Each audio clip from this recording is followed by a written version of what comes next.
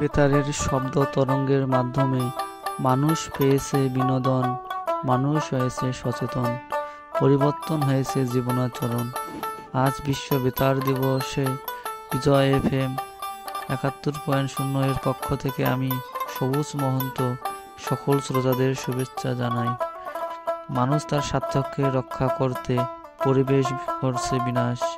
বিশ্ব বেতার দিবসের মূল সুর বলতে চায়, মানুষের স্বার্থে যা হচ্ছে বিনাশ একমাত্র মানুষই করতে পারে ভবিষ্যৎ প্রজন্মের স্বার্থে দূষণমুক্ত পৃথিবী। এবারের মূল বাণী, রেডিও এবং জলবায়ু পরিবর্তন, বিশ্ববাসীর অন্তর করুক সচেতন, যেন সবাই মিলে ধরিত্রী মাতাকে রক্ষা করার জন্য এগিয়ে আসতে পারি। সবাই ভালো থাকবেন, বিজয় FM 71.0 এর সাথেই থাকবেন।